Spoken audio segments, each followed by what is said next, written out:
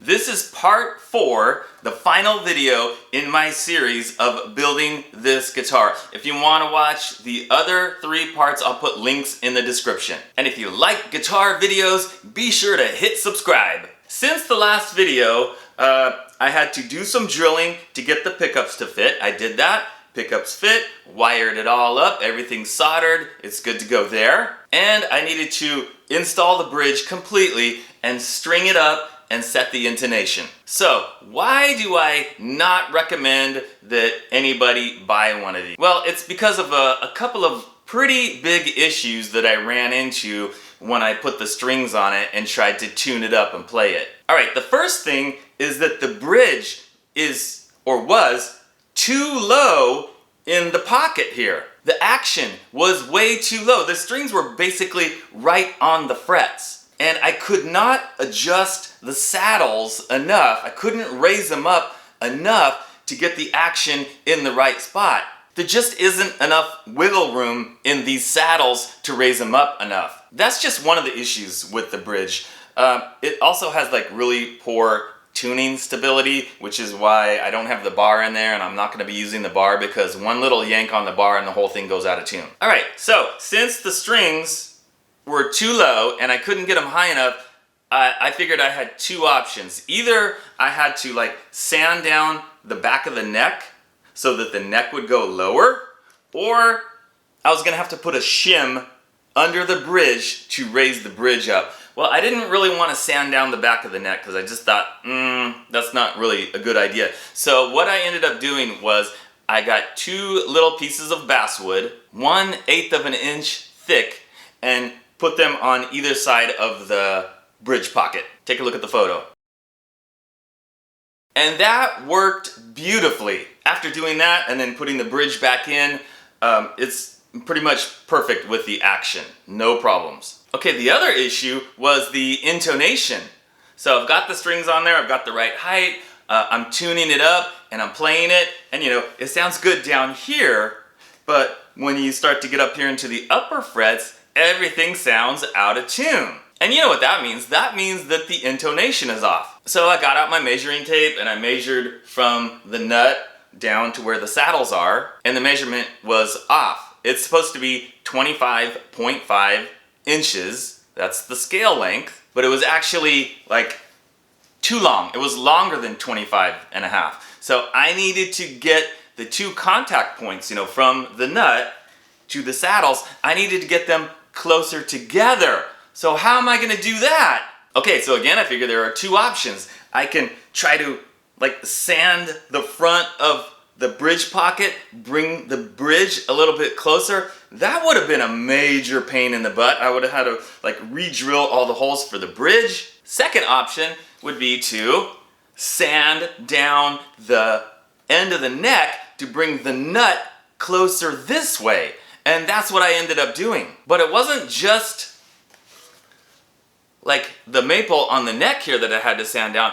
It was also part of the rosewood fretboard, which, extended that way too much. So I had to sand both of those so that the nut would come forward and fit correctly in the way that it's supposed to fit. So that was kind of a pain, but I did it. It was doable. I did it. So after doing that and getting the nut back on there, and then the bridge, it's raised up to the proper height, I got the strings back on, I was able to get the action perfect, and the intonation is all good. Now, because I did such an excellent job leveling and crowning and polishing the frets, this thing plays really well. I know I've said it a million times, guys, but I'm gonna say it again. The most crucial part of any guitar, if you want it to play well, in my opinion, are the frets, the neck. You've gotta have a straight neck and level frets. And I think this is the best job that I've done so far in leveling frets. I haven't done it a bunch of times, and I'm always a little scared to do it because,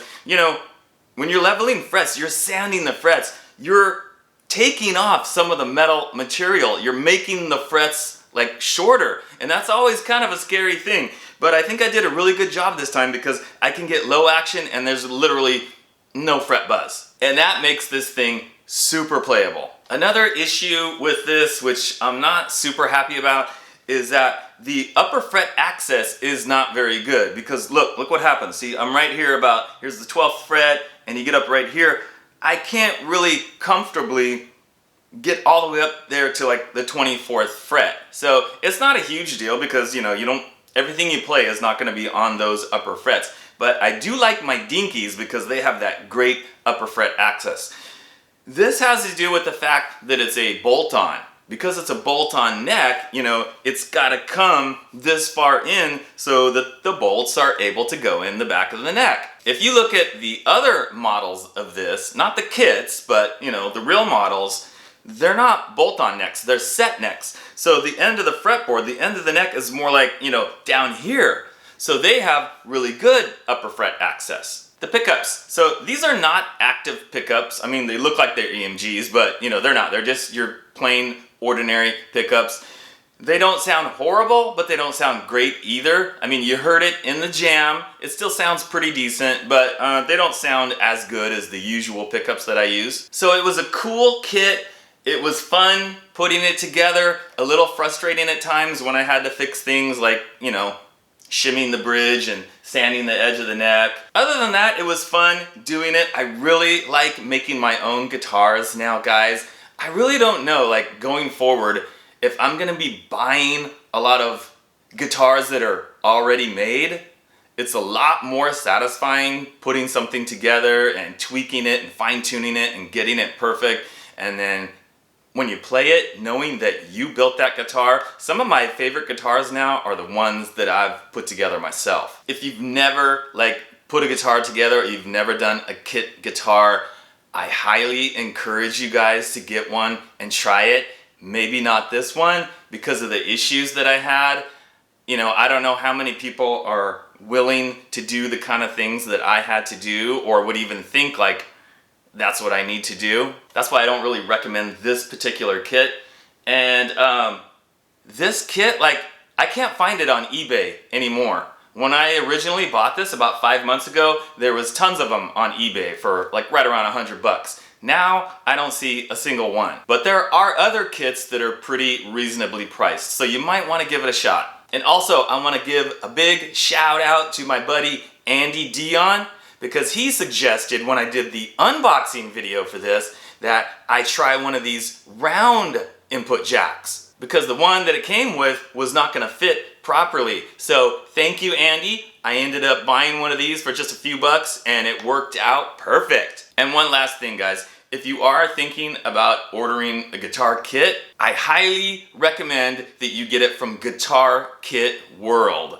Their website is guitarkitworld.com. You know, I did the Flying V kit from them and it turned out fantastic. And it was very easy to put together. Didn't have all the issues that I had on this one. Plays great, sounds great, looks great. So definitely check out Guitar Kit World. Alright guys, that's it. Leave me a comment. Let me know what you think. Did you like the jam? You like the way it looks? Let me know. Later.